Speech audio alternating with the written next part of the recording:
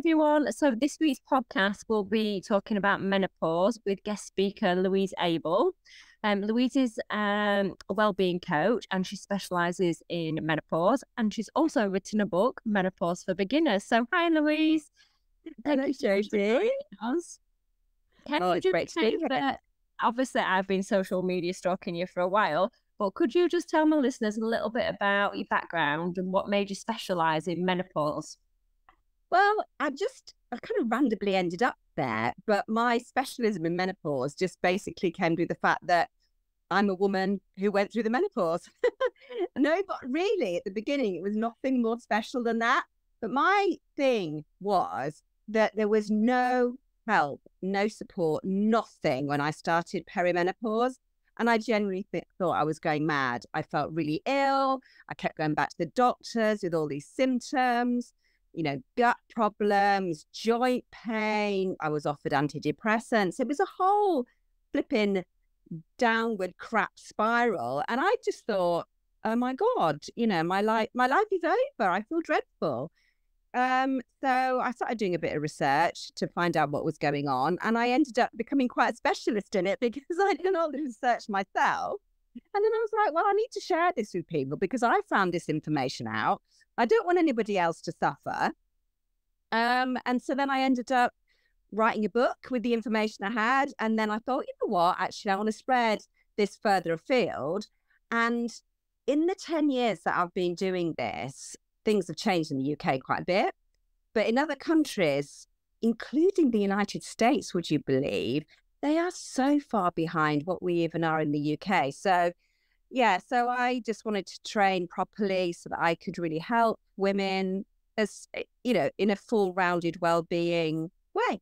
So it's not what we envisaged, but I love it. And I just love helping people. And that's genuinely from my heart where it comes from. So That's why I do what I do. I specialise in permanent makeup, and that's why I do what I do. I love helping people. And one of the reasons why I started this podcast is I'm 45 and I am definitely perimenopausal. I keep losing my memory on certain things, that brain fog. I get moody and emotional. I can cry over the most silliest things. It's not until you actually talk to your clients, and this is normal, because for me, I wasn't expecting to start going through the perimenopause. And it's not until clients say to me, well, yeah, I did about 45. And I feel like, especially for my generation, you can talk about it more and it's becoming more and more open. So you don't think that you're losing your mind anymore, because I feel like I can talk to my clients, I can talk to my friends more about it. So going through menopause and perimenopause now is probably a lot nicer than what it was, like you said, 10 years ago when there was no research. I still, things surprise me and I still don't know all the symptoms or anything. And that's one thing that I wanted to ask you. Obviously, when I've been talking to clients and friends and they'll go, oh yeah, I've got brain fog, or I get hot sweats, and I'm like, oh, I haven't had hot sweats yet. So I know obviously hot sweats are going to be one of them. But with all your knowledge, is there any little lesser known, when I say little, lesser known symptoms that people should be aware of that just aren't talked about? Because obviously brain fog is talked about. Hot flushes is the big one, isn't it? When my clients come in, I provide them with fans and I cool them down as much as possible, because it's awful when you just got that flare up. So I know about those, but is there anything else that I can be aware of? Well, there's tons of stuff really, and there's a lot of things as well that the doctors didn't recognize as menopausal symptoms, and still probably don't sometimes. So it is really, really important to know about these things, because if you have these random feelings, a lot of the things are emotional and mental health type stuff, and a lot of things are physical. And if somebody just says to you, like, for example, let's go to a couple. Oh yes. Palpitations, like heart palpitations, which is one I had. Now, I just thought I was having a heart attack, and I kept going back to the doctor and I was like, there's something wrong with but that is a moderately common menopausal symptom. Wow. If the doctor had just said to me, actually, you're 46 or whatever I was at the time, it probably will give you a quick ECG just to check, but actually it's probably part of the menopause. I would have felt much calmer. But when these things, like, let's see what else you've got, vertigo, fear of driving. Fear of driving? Yeah. Wow. Mine started with fear of driving at night, but loads of friends of mine and clients just stopped driving. They were really frightened. I don't know just frightened of, very anxious driving. That whole vertigo that, that if you've got a little bit of vertigo, that can get exacerbated. But it can lead to, it's sort of, vertigo, but it can lead to people not wanting to go out and not want to go to certain places. And certainly with the vertigo and the fear of driving, it's really debilitating. It can come debilitating. And nobody really, like, I don't know, my husband, when I had it, because I had the vertigo, and my fear was like driving over bridges. Right. Oh my God. I literally was like a lemming. I was so sweaty. If I had to drive over a bridge, it was, that lemming, and it just wants to kind of drive over the edge. And it's all in your mind. It is all in your mind, but it's real. And so if no one's really understanding you when you're having experiences like that, and you're not understanding yourself, it's frightening, So things like that, then thank you for that though, Louise, because that a lot of my clients are in the late 40s, 50s and 60s, and obviously when I'm doing a treatment, I didn't know vertigo was one of them, so I definitely will be making sure that I sit them up really slowly, because when you have a treatment they're laid down flat, so I will definitely be lifting them up super slowly, and that actually makes sense where a few of them have gone, I just feel a bit lightheaded. Yeah, head rush. Yeah, absolutely, because your blood pressure changes as well. So I got high blood pressure and high cholesterol as a result of menopause, and I didn't know that existed. And there are things we could, that's what I do in my coaching. I, obviously help women who have those experiences. But yeah, I didn't know that high blood pressure was a thing, or lower, really low blood pressure. So you don't know these things are happening. They're invisible things. But, when you experience them, and they come from nowhere. That's the thing. They seem to, don't they? Yeah, my emotions come from nowhere. Yeah, you're jogging along as a perfectly happy woman with a job and a family and a career. And it can feel like almost overnight, you're this kind of, ineffectual, in pain, emotional wreck. And, if we don't know what's going on, and we don't recognize what's going on, and we haven't spoken to our friends, and people have gone, look, mate, it's okay, it happened to me, you can feel like it's very lonely, and you can feel like you are losing the plot. And it does lead to a lot of serious anxiety and depression for a lot of women if it's not talked about or discussed, or not want to be doom and gloom here. And I don't know, it is the side that like we need to talk about more. You're right, because a lot of my clients have not seen them sometimes for like 18 months, and they go, Jodie, I've had such a bad time. I'm on HRT now, so I'm so much better. I felt like a crazy person. I felt so overwhelmed. It was debilitating. But then I also have other clients say they tried HRT and it made them worse. So there's a whole thing just around that, isn't there, about some contact? Yeah, well, the HRT is not for everyone. I personally am a fan of it, but you have to try. One thing I would say about HRT, there's still a lot of misinformation about it.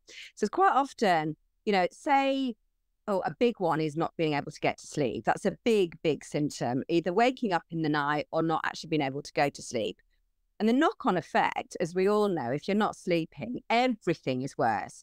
Your emotions are worse, your skin's worse, your pains are worse, everything's worse, isn't it? If you can't sleep, it's the bedrock. So we really need our sleep. So one of the really, really, really effective ways to deal with your sleep is to take progesterone. Progesterone normally sorts out most women's sleep issues. And that's part of the HRT package. So in the UK, HRT is estradiol, which is estrogen, and progesterone, which is, sometimes we don't get offered testosterone, but that can be part of the 3 package. And it's very natural. And so quite often, you know, say a lady says to me, I can't sleep with that. And I say, well, have you considered, are you on HRT? Have you considered it? No, it's a chemical. It's really bad for you. Reputation, doesn't it? It really does get a bad reputation. Yeah. But I know that quite amazing on it.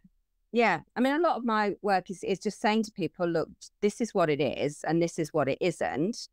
And then they go, quite often they go, right, I didn't realize that it's completely natural. It's estradiol is one of the 3 estrogens that that occur naturally in our body.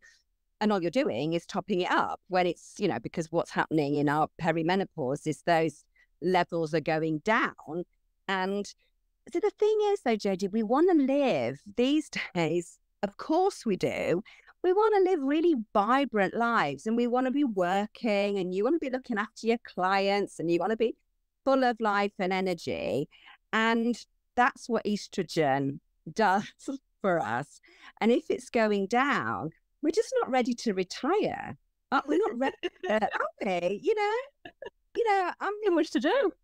59 and I'm on my 3rd wave of career, you know. But no, I've just seen that you've just launched an ebook. I can't wait to read that. Oh, I love it. So yeah, so it's just oh god, well, so there you go. When I was still got some of the symptoms.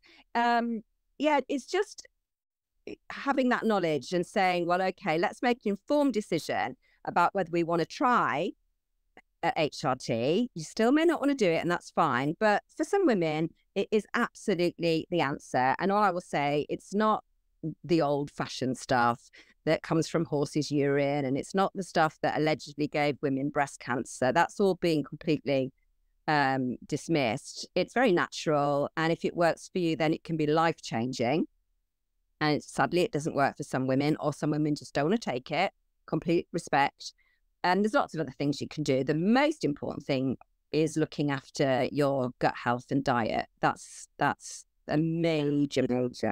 That leads me on to a question that obviously a lot of people have been saying to me, oh, as you start going through the perimenopause, you're going to get a middle-age spread. And I have noticed that I fluctuate with my weight, with my belly. And you do notice that you start putting a little bit of weight on. Is there any truth in that? And obviously, can you give us a bit more information on what you mentioned then about gut health? And castor oil, and why you think it's absolutely amazing and the benefits of it. If you will, I am older than you, but my generation, with castor oil, you took it if you were constipated, and you would be like, it was free. It would free everything dramatically. And that's all I ever thought about castor oil. Anyway, no, castor oil is an amazing thing. Thing is, it's really cheap. So I think, you know, beauty companies and supplement companies kind of maybe don't really want you to know too much about how good it is, because it's not expensive and they can't sell you something, can they? No. But, you know, it helps the detox pathways of the liver. Right. So again, you know, if you're suffering from bloating, if you've got any, you know, it would really help women in perimenopause, definitely. And you just rub it on, and then I recommend buying these, they call a castor oil pack, which looks kind of like some kind of girdle or something. It's not sexy. If you're trying to keep your sex life alive, don't wear this to bed. I'm going to be messaging you saying, is this the right one, Louise? Like that. Well, I need to send that picture, Jodie.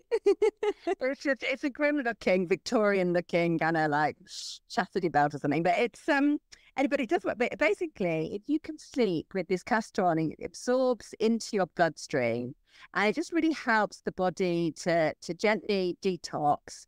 It helps with bloating, like I say, if you rub it in. You know, bloating is a massive thing in perimenopause. Yeah, I am all the time. I'm just constantly bloated.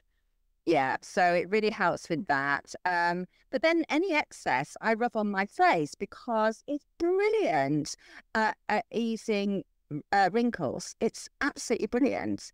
It's an unbelievable moisturising, because it's so thick. I think you can be quite scared of it. You think it's going to like block your pores. Pores, yeah. It doesn't. It absolutely doesn't. It's the I can't remember. It's got a special word. It doesn't block your pores anyway. Yeah. And it's brilliant for joint pain. So, you know, if you have arthritis, I mean, a lot of perimenopause women start having arthritic joints. Yeah. And it's great if you sort of gently rub it, and then you can get little sort of packs to wrap around your knees and stuff like that. And again, my knees are definitely feeling it these days. Definitely. Yeah. And there is some research. I'm not sure about this, whether it really does do this, but there is some suggestion that it can stimulate fat loss, because it does reduce inflammation, which if you reduce inflammation, you will, you know, help lose your belly fat that we were talking about. So that does make sense to me. Yeah. But I don't really think just by putting a castor oil pack on your belly, you're going to wake up, you know. Like if you're eating McDonald's.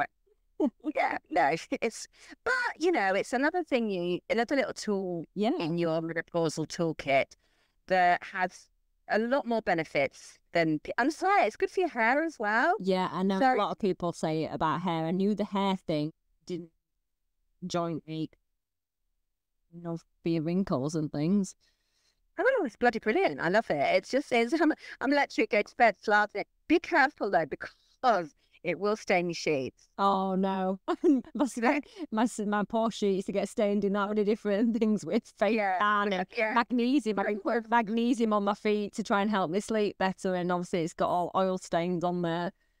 Yeah, no, it's not good. Yeah, your fake tan, your oil stains. You get up in the morning and it's like, ooh. So all my listeners are going to be buying out castor oil on Amazon now. yeah. But buy it. What you need to do is buy the highest. If it is pretty cheap, but buy the best quality, the organic, and buy it in a glass bottle. Don't buy any plastic for, you know, all the obvious things about, you know, BPA and what have you. But yeah, in a dark glass bottle, and organic, and you know. And get your little pack, which is not very expensive, and let me know how you get on. Definitely, I will be. Thank you again. Thank you for your time. I know you're super busy launching your books and your ebook, so I appreciate it. And I'm sure my listeners will take on board lots of hints and tips. So I'm sure you know my aim for this podcast is to make people feel good. I'm definitely a firm believer in love and laughter. So if you're okay with sharing anything that you think's funny, or it doesn't have to be embarrassing, but anything that you think that will make the listeners laugh. But I'm actually just thinking of you going to bed with castor oil all over. I think that's probably funny. Oh, actually, sexy lady. Yeah. So it's actually. It's what I was going to talk about, actually. It's kind of a theme of what we've been going on about. Is that it is a perimenopausal thing. Is the surprise fart. Because when did that creep up on us? Because it does. And it's all to do, sadly, you know, our metabolism slowing down. And I've got the amount of times, I've kind of got it under control now because I eat better and blah, blah, blah. But, and there is help for the surprise fart. But when it starts, it I mean, it sort of happens to me. I help my sister. My sister's got a jewelry shop, and it tends to happen to me if somebody comes in and they ask for something under the counter. I go under the counter, and when I pop up, the surprise fart can also pop up with me, and it's so embarrassing because they're standing there in this silent shop. There isn't even any music. I'm just like, oh, you can't, you know, what I'm doing, you can't, and it comes from nowhere. Oh, I don't know. Any of the listeners have got that, but you don't have any warning that it's going to happen. And it happens to me in the house a lot, and I'm sure it's to do with if I go upstairs, where my kids have left home now, but they had a big room upstairs, and I'd go upstairs, walk into their room, and fart. Or if I went downstairs to where my husband's office is in down a couple of steps. So I'd be perfectly normal, and I'd walk down to his office to tell him something, and just immediately fart. And it's just like, the hell? Do you know what the funny thing is I didn't ask you what your funny story was going to be, and I have to have a confession. It's actually started to happen to me a few times. I'll literally just be chatting with my clients, and I'll trump, and I'll be like, Yeah. Really real. oh my And where God. did it come from? It's like literally you have no warning. No. Like, like normally you can just you know the rumble and Yeah. you can kind of, I don't know, whatever. But it literally Well, at least there's two of us. I might do a poll on the end of the podcast and ask if it's anybody else, because I thought it was just me. I'm like that. Oh my gosh! At least one other person.